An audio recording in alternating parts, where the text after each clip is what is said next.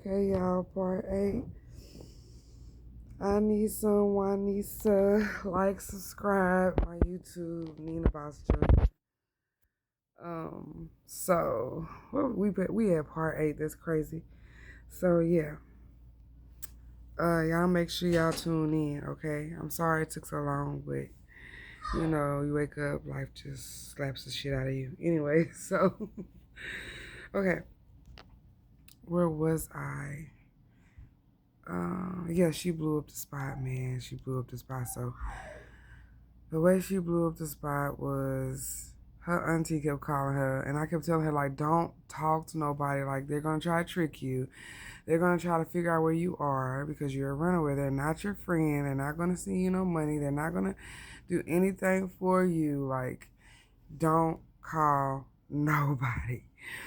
She ended up calling her auntie and telling her, and then she was like, one day she was like, we were chilling outside, smoking, whatever. And she was like, yeah, I talked to my auntie. And she asked for this address so she could send me some money. And I'm like, oh my God, this is a setup, dude. Like, why would you do that? She's like, no, she cool. No, she's not. I said, you gonna see. So it took like a day, but the next day, they came. I'm walking back from my nigga house to my daddy house. They there. He was like, Nina. He called me Nina. Like, Nina, you gonna have to, yeah. I ain't finna get arrested for y'all. And I'm just like, what the fuck? They're just like, where's, your sister? And I'm just like, I can go get her, but y'all can't go with me, dude, because I don't need y'all, like, blowing up everybody's spot. Like, I'm gonna come back, but I cannot leave her here by herself. She is not from here. I'm from here. She's not from here. She don't know nothing about this. And, this is my dad's house and stuff. So I can't believe it, but they let me go. I could have struck, but like all my stuff was at my dad's house. And I didn't feel like finding nobody else and going through all that again. So I'm like, fuck it. I went to go get her. And I was telling her when we was walking back what the fuck was going on. I said, I told you, dude. You told your fucking auntie. And now we finna go to juvenile. Then they finna put us in another fucked up home. And we finna get separated. And she felt bad. But I'm like, dude, it's okay. I got a phone. So I'm gonna hide the phone. I'm gonna keep the phone. I'm gonna just call me when you can or whatever. So we got back down there to my daddy's house. They right there waiting. We got all our stuff. They took all our stuff. They grabbed what we, took from the other foster home. They grabbed all their stuff and they put it in a DCS caseworker car. Then they turned around and put us in the police car. They locked us up for being runaways. That's another time. They locked me up through everything I went through. Everywhere. And it was one place, it was real bad. It was terrible. And it was the last one. I was there for like 2.5 weeks. And I'm talking about just me in a cell by myself, walls, nothing, just a toilet and a hard ass bed. And I'm just like in there, like staring at the walls every fucking day. It was torture. And all of a sudden, when my new caseworker came and got me, then that's when I realized they was taking me back to the lady house. I'm like, what the fuck is y'all doing? She's like, well, we got to get the rest of y'all stuff at her house. She don't want it there. And I'm like, oh, okay, because, yeah, I'm going to be gone again. And then, so while we pull up, my sister in another car with her caseworker, I didn't know until we, was pulling up. She had to get her stuff, too. Why the fuck they had our shit on the porch, like, wrapped up in a bowl, like, sitting like a present, a gift? A piece of fucking pie on the porch with her, they doors closed. They ain't come outside, nothing. They were hot. I don't care. Y'all were terrible people, and y'all still are terrible people. So I don't care. Thank you for my stuff. Thank you. So while we was getting our stuff, I was just like, I love you. Remember what I said. I still got, my stuff, my phone. So just call me, and we gonna, keep in contact with each other and make sure we all right. So we gave each other hugs and stuff. I mean, because we got memories over there. Like, my homeboy used to roll us blunts. And we was over there right by our interstate, dude. So we were like where the big ass signs is, where it says exit or fucking Whataburger here, stuff like that. We was standing out in the fucking grass was about almost as tall as us. So we hiding. And it's like a little pathway too. I don't know who made that pathway. So we ain't go too deep in that shit. But we walked far enough to, smoke our blunts, got high. And then like aired out, sprayed some perfume, came back. One time he even thought we was high. And I'm like, dude, you tripping. Get the fuck out of my face.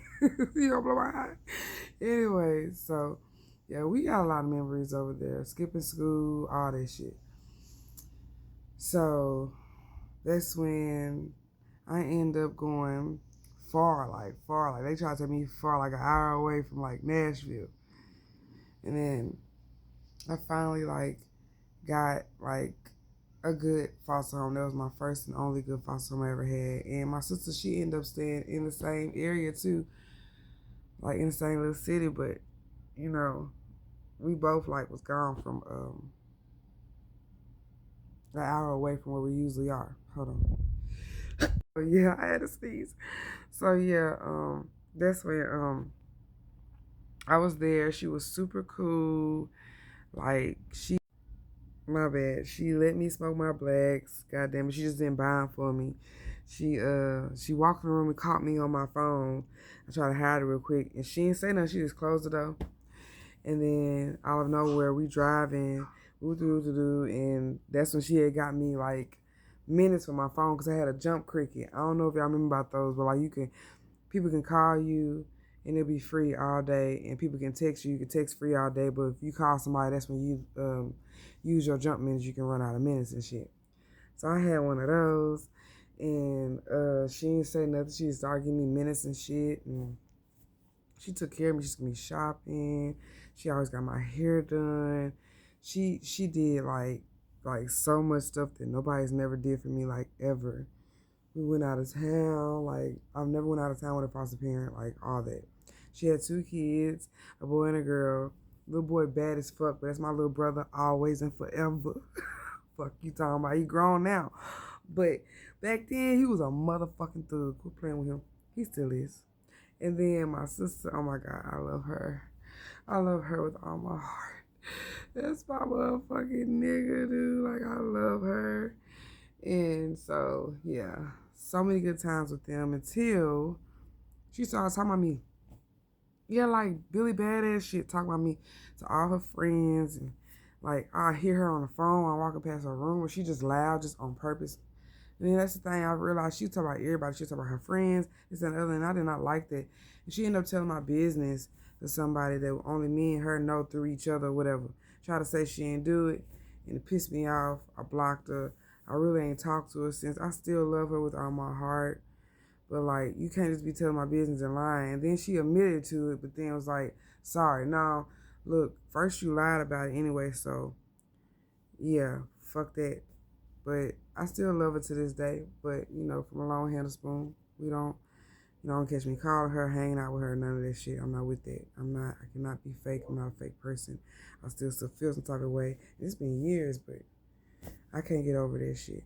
So that's when I started acting a goddamn fool again. And then they was just like, you keep acting up, we're going to keep you till you're 21. Because I was 17. Like, finna age out, you feel me? Had like 6 more months left. I was like, well, I can't be here. I don't want to be here. I don't need to be around her. I don't like that shit. So my sister, my older sister, my second to the oldest of my daddy kids, she ended up getting me in foster care. But she ended up letting me stay with my dad. So I was really living with him the last 6 months of foster care. But she had custody of me. Like, I'll go over there and shit. Like, when my caseworker come over to check up on me and shit like that. But like, yeah, and I basically stayed with my dad till I turned 18, and then like, that's it. That's the foster care stories, y'all. If y'all want to know the adult stories, like, subscribe, comment, tell me what y'all think, because the adult stories, it don't get no better. I know it's crazy, it's my life, but 18 up to now, it's crazy. I got so more stories than you can fucking imagine. But y'all make sure y'all like, subscribe. Nina Boss Jr. I love y'all. I appreciate y'all for tuning in. But those are my foster care stories. I mean, of course, I left a little bit of shit out. Can't tell it all, you feel me? Unless Tyler Perry want to pay me. But love, peace, and hair grease, or love, peace, and chicken grease. Let me know my adult stories, my life.